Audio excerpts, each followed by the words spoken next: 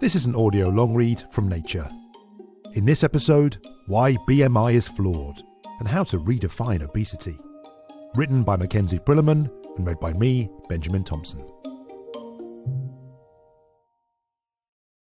As an obesity physician, Fatima Cody Stanford has treated many people whose weight was causing them health problems. She has plenty of success stories. One woman, for instance, returned, quote, stunning, unquote, cholesterol, blood pressure and blood sugar readings after working with Stanford for about 10 years. But the woman still wanted more treatment. She was fixated on her body mass index, or BMI, which classified her as having obesity. She wanted to lose more weight, says Stanford, who is at Massachusetts General Hospital and Harvard Medical School in Boston. BMI, which is calculated by dividing weight by height squared, has been used for several decades as an international standard to determine healthy weights. It serves as a proxy for body fat, and higher numbers can indicate increased risk for metabolic disease and death. But BMI does not measure body fat, and it also ignores factors that affect how healthy someone is at a given weight, including age, sex, and race. Not everyone with a high BMI has poor health or a raised risk of death. That's why there is a small but growing movement to go beyond BMI when diagnosing and treating obesity, which the World Health Organization, the WHO, recognizes as a chronic disease. In June, the American Medical Association, or the AMA, called for more weight-related metrics to be used in conjunction with BMI, owing to its imperfections and questionable history. But with global rates of obesity having tripled over the past 50 years and a wave of cutting-edge weight loss drugs now hitting the market, a high BMI still reigns as the main criterion for obesity treatment. Specialists worry that the surging demand for the drugs will exacerbate reliance on BMI as a solo diagnostic tool. When we look at just height and weight, we don't know anything about the health status of the individual, Stanford says. The origins of BMI had little to do with health.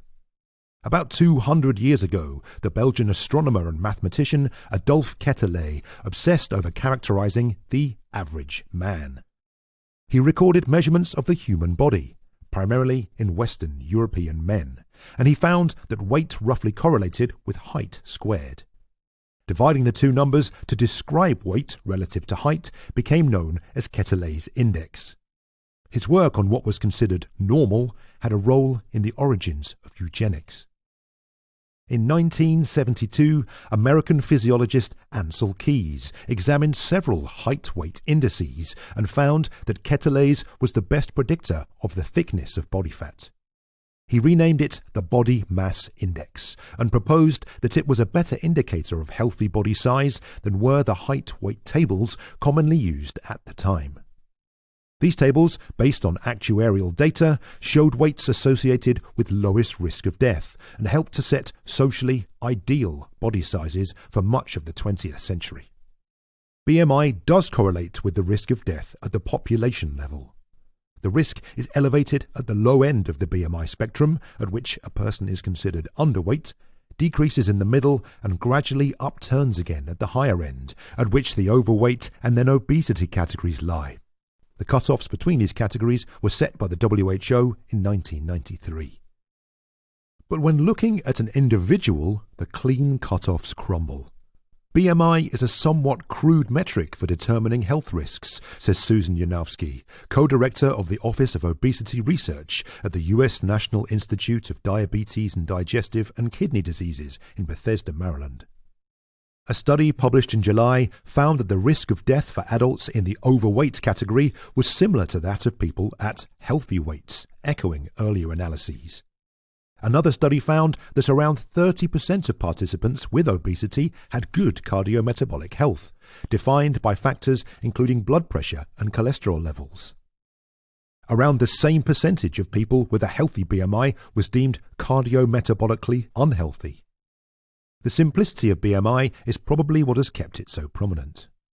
BMI doesn't cost anything, it's cheap and quick, says Sarah Nutter, a psychologist and weight stigma researcher at the University of Victoria in Canada. But the obsession with BMI, she says, quote, keeps us from being able to recognize that weight is not a good proxy for health.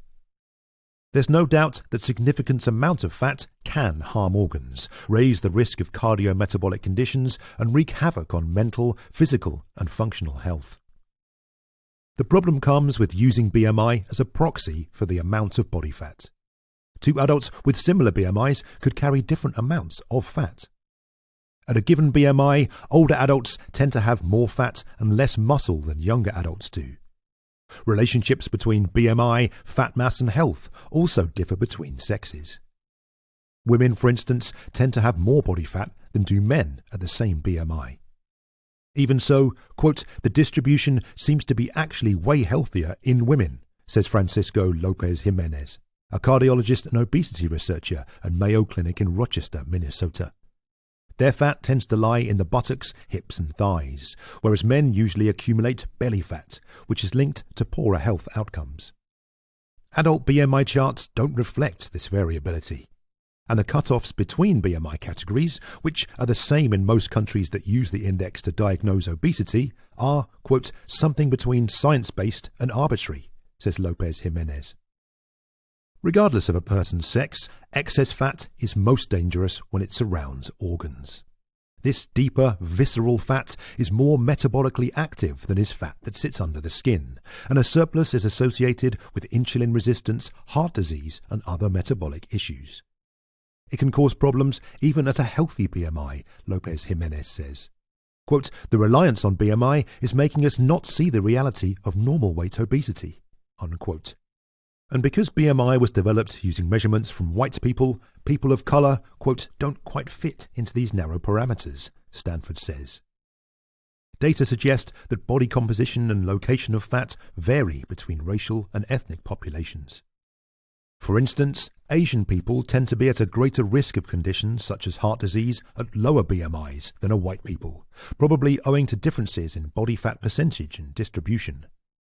The WHO recommends that Asian populations use lower BMI cutoffs for overweight and obesity, which several Asia-Pacific countries now do.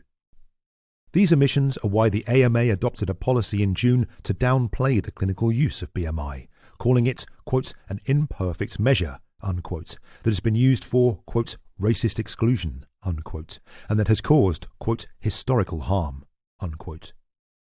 The policy suggests combining other metrics, such as waist circumference or body composition, with BMI.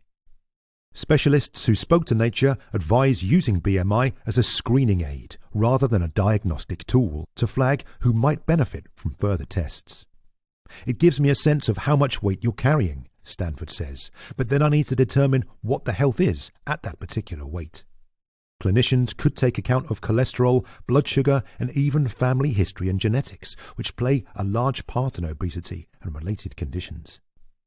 But Stanford and others who have long scrutinized BMI worry that health professionals don't have time for extra diagnostic steps. In primary care visits, quote, they have 15 minutes to cover everything about the person, she says. For instance, the US Centers for Disease Control and Prevention generally recommends that healthy adults receive cholesterol tests only once every few years. That's especially concerning with the exploding demand for new anti-obesity medications.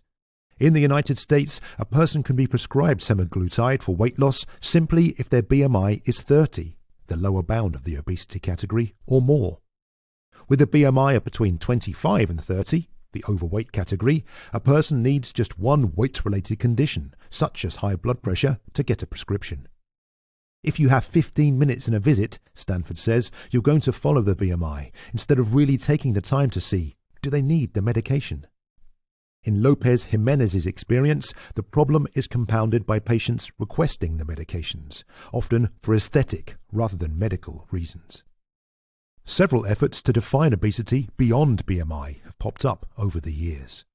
Stanford is part of a commission of about 60 obesity specialists from around the world, brought together by the journal Lancet Diabetes and Endocrinology and the Institute of Diabetes, Endocrinology and Obesity at King's Health Partners in London. The group is coming up with diagnostic criteria by examining every major organ system to understand how weight affects health, Stanford says. She estimates that the full report should come out next year. Today's most widespread framework came from an overwhelmed obesity clinic. Around 2,000 people were on the waiting list for the service at the Royal Alexandra Hospital in Edmonton, Canada, in the mid-2000s, says Arya Sharma, then the clinic's medical director. The average wait was almost 18 months, and the clinic worked on a first-come, first-served basis. Sharma thought that BMI probably wasn't a good indicator of who to prioritise for urgent care. "It tells me how big you are," says Sharma, who is now based in Berlin. "It doesn't tell me how sick you are." He co-created a 5-step system published in 2009 that accounts for physical, mental and functional health in addition to BMI, called the Edmonton Obesity Staging System, or EOSS. A person who has several weight-related conditions, such as difficulty moving, heart disease and anxiety related to obesity, would be at a higher stage than someone with the same BMI but with fewer or less severe health problems. EOSS was folded into the 2020 Canadian Clinical Guideline for Obesity in Adults, and late last year versions were launched in Chile and Ireland. It's Chile's first comprehensive guideline for obesity care, says Judith Preis Contreras, a clinical nutrition specialist at Meds Clinic in Santiago, who was its lead developer. Quote, "Everyone's using our guideline," unquote. Still, the greater push to go beyond BMI has just begun. "You're starting to see this seep into guidelines," Stanford says, but, quote, "that transition into clinical practice will be a larger hurdle to overcome," unquote. To read more of Nature's long-form journalism, head over to nature.com/news.